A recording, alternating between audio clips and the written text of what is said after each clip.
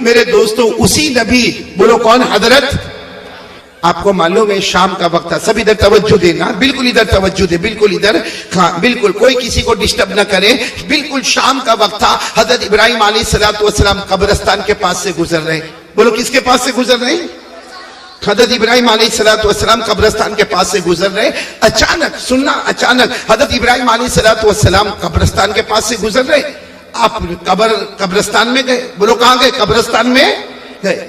حضرت ابراہیم علیہ السلام جب قبرستان میں گئے، آپ نے بہت سی قبروں کو دیکھا، میں پورا مجمع ساتھ میں بولے گا، حضرت ابراہیم نے بہت سی قبروں کو دیکھا، اب وہ قبریں ٹوٹی ہوئی، پھوٹی ہوئی، پرانی، بوسیدہ ہو گئی، سڑ گئی، ہڈی ہو گئی، گل گئی۔ حضرت ابراہیم علیہ السلام ساری قبروں کو دیکھتے گئے، قبر میں کون گیا، مرد گیا کہ عورت گئی، کون سا خاندان والا، کسی کا نام و نشان، ساتھ میں بولو کچھ معلوم؟ حضرت ابراہیم بہت دیر تک ساری قبروں کو دیکھتے گئے، ساری قبریں ختم ہو گئی ہے، ٹوٹ گئی ہے، سڑ گئی ہے، ہڈی ہو گئی، گل گئے، کسی کا کوئی نام و نشان۔ تو حضرت ابراہیم نے اس وقت ایک عجیب سوال کیا، کہا اللہ یہ سب مر گئے، کتنے زمانے پہلے مر گئے، اللہ ان کو تو زندہ کیسے کرے گا؟ اللہ ان سب کو تو زندہ کیسے کرے گا؟ حضرت ابراہیم علیہ السلام نے سوال پوچھا، اللہ ان کو زندہ کیسا کرے گا؟ ان کو آنکھیں دینا، کان دینا، ناک دینا، ہاتھ دینا، دانت دینا، اللہ ان سب کو زندہ کیسے کرے گا؟ اللہ کی طرف سے آواز آئی، میرے ابراہیم مجھ پر یقین نہیں ہے، مجھ پر بھروسہ نہیں ہے۔ تو حضرت ابراہیم نے روتے روتے کہا، اللہ بھروسہ تو پورا تجھ پر ہے، لیکن کچھ ایسا بتا دے کہ مجھے سمجھ میں آئے، بولو سبحان اللہ، کچھ ایسا بتا دے کہ مجھے۔ اب سب پورا مجمع سننا، اللہ تعالیٰ کی طرف سے حکم آیا، ابراہیم وہیں کھڑے رہو۔ بھائی کہاں کھڑے تھے؟ قبرستان میں۔ اللہ نے فرمایا وہیں کھڑے رہو، 4 پرندے بلاؤ۔ کتنے پرندے؟ بھائی قرآن کہتا، قرآن کتنے پرندے بلاؤ؟ اب حضرت ابراہیم علیہ السلام قبرستان میں کھڑے کھڑے سوچنے لگے، 4 پرندے میں کیسے بلاؤں گا؟ میں کیسے؟ ابھی مجھے کوئی کہے کہ 4 پرندے بلا، بھائی 4 مرغی نہیں بلا سکتا، 4 پرندے کہاں سے بلاؤں گا؟ تو حضرت ابراہیم علیہ السلام رو کر کہنے لگے، اللہ میں قبرستان میں کھڑا اللہ، اور تو کہتا کہ 4 پرندے بلا۔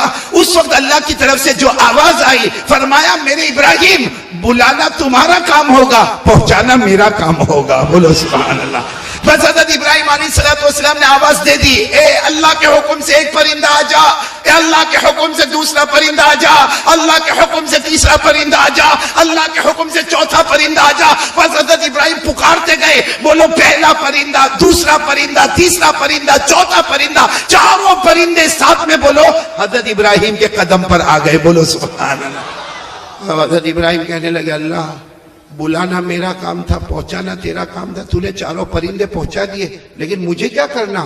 اللہ نے کہا 4 کو ذبح کر دو، 4 کو ذبح، بسم اللہ ہی اللہ۔ حضرت ابراہیم علیہ السلام نے چھری لی، اب وہ 4 پرندے تھے، 4 کو ذبح کر دیا۔ کہا اللہ اب کیا کرنا؟ اللہ نے کہا سب کا گوشت نکالو، گوشت نکالو، سب کا گوشت۔ اب حضرت ابراہیم نے پہلے پرندے کا گوشت نکالا، 2 کا نکالا، 3 کا نکالا، 4 کا نکالا۔ کہا اللہ 4 کا گوشت میں نے الگ الگ کر دیا۔ اللہ نے کہا 4 کے گوشت کو ملاؤ اور ہلاتے جاؤ، ملاتے جاؤ، ہلاتے جاؤ، ملاتے جاؤ، ہلاتے جاؤ۔ حضرت ابراہیم ملاتے گئے، ملاتے گئے، 4 پرندوں کا گوشت اتنا ملایا کہ اب نہیں معلوم کہ پہلے پرندے کا کہاں ہے، 2 کا کہاں، 3 کا کہاں، 4 کا کہاں۔ خوب دیر تک ملاتے رہے۔ اللہ نے فرمایا اب تھوڑا تھوڑا کر کے پہاڑ پہ رکھ دو، چلو 4 حصے کرو اور تھوڑا تھوڑا پہاڑ پہ۔ حضرت ابراہیم تو ماشاءاللہ اللہ کے نبی تھے، بہت تندرست تھے، پہاڑ پر گئے اور پہاڑ پر جا کر رکھ دیا، 4 حصے میں گوشت کو رکھ دیا، پھر واپس قبرستان میں آ کر کھڑے ہو گئے۔ اللہ نے فرمایا بلاؤ وہ 4 پرندوں کو، بلاؤ وہ 4 پرندے جو پہلے بلائے تھے نا، بلاؤ۔ حضرت ابراہیم نے کہا نہ اب نہیں بلاؤں گا، میں نے تو مار ڈالا ان کو، ان کا گوشت بھی نکالا، اور صرف نکالنا نہیں بلکہ گوشت کو ملایا، ہلایا، اور پھر جا کے معلوم نہیں رکھ دیا کس کا گوشت کہاں پر ہے، میرے کو نہیں معلوم۔ اللہ نے پھر وہی بات فرمائی، میرے ابراہیم بلانا تمہارا کام ہوگا، پہنچانا میرا کام ہوگا۔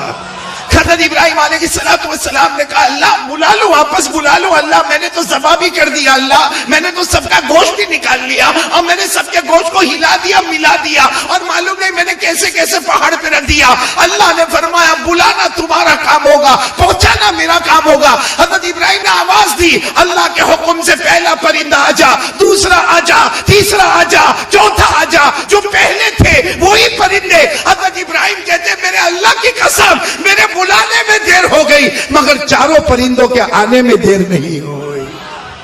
اب چاروں پرندے پھر زندہ ہو کر حضرت ابراہیم کے پاس پھڑپھڑانے لگے تو حضرت ابراہیم نے چاروں پرندوں کو سائیڈ پہ کیا, بہت روئے اور سیدھے سجدے میں بولو سجدے میں جا کر کہا اللہ بہت کمزور, اللہ ہم بہت کمزور ہیں, اللہ ہم سے بڑا کمزور کوئی نہیں, اللہ تیرے سے بڑا طاقت والا کوئی نہیں, تیرے سے بڑا حکمت والا کوئی نہیں, اللہ اللہ ہم کمزور ہیں, اللہ تیرے سے بڑا طاقت اور حکمت والا کوئی نہیں.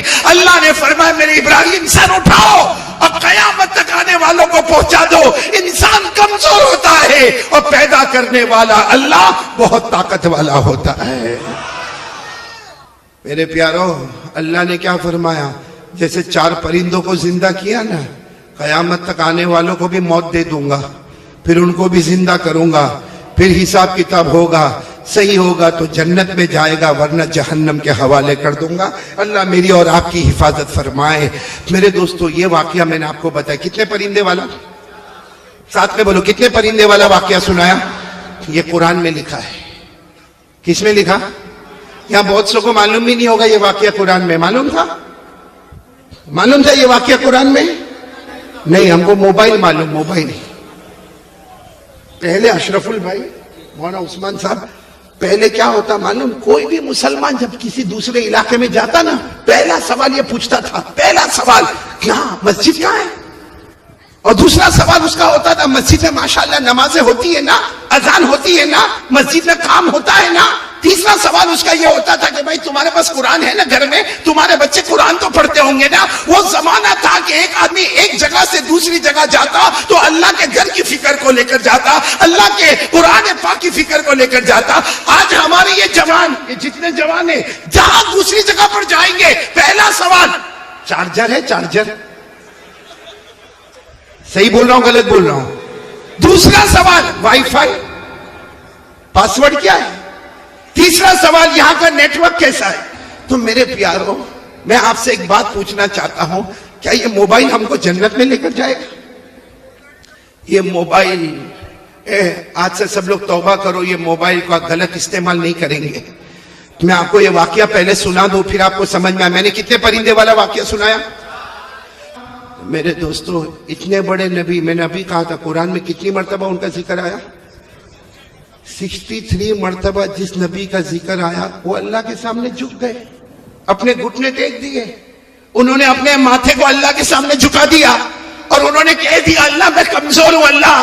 ارے 63 مرتبہ جن کا قرآن پاک میں ذکر آیا, جو بار بار اللہ کہتے میرا ابراہیم میرا ابراہیم میرا ابراہیم میرا ابراہیم. اللہ کہتے ابراہیم میں نے تجھے اپنا دوست بنایا. وہ حضرت ابراہیم اللہ کے سامنے جھک گئے, رکوع میں آ گئے, اپنے ماتھے کو زمین پہ رکھا, سجدے میں آ گئے اور کہہ دیا اللہ ہم کمزور ہیں, تیرے سے بڑا طاقت والا کوئی نہیں, تیرے سے بڑا حکمت والا کوئی نہیں, اللہ بہت طاقت والا ہوتا ہے.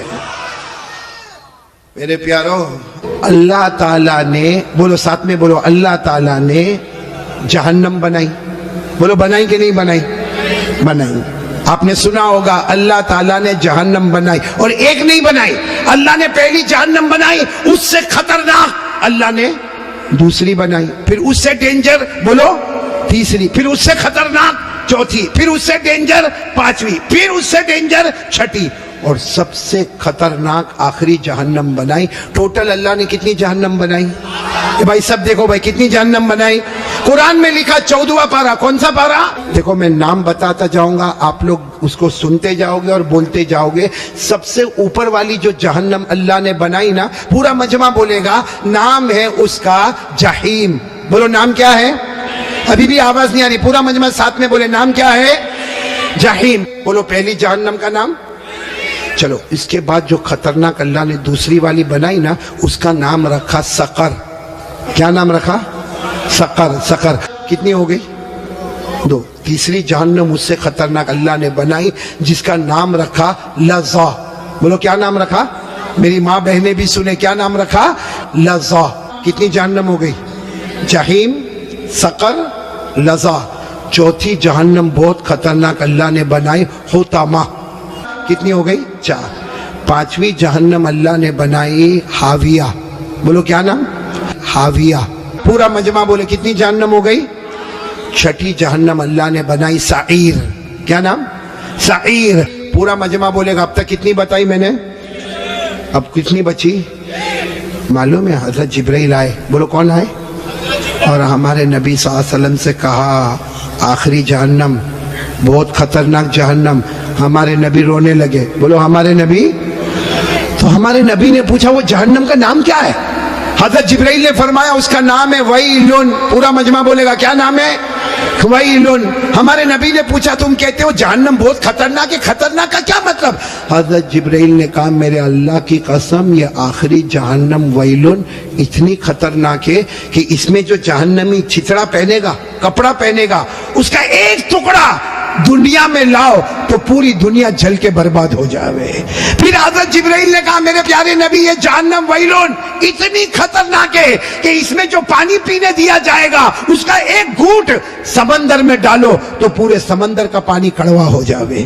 پھر حضرت جبرائیل نے کہا میرے پیارے نبی یہ جہنم اتنی خطرناک ہے اس کے لوہے کی زنجیر کا ٹکڑا پہاڑ پہ ڈالو تو پہاڑ بھی ٹکڑا ٹکڑا ہو جاوے.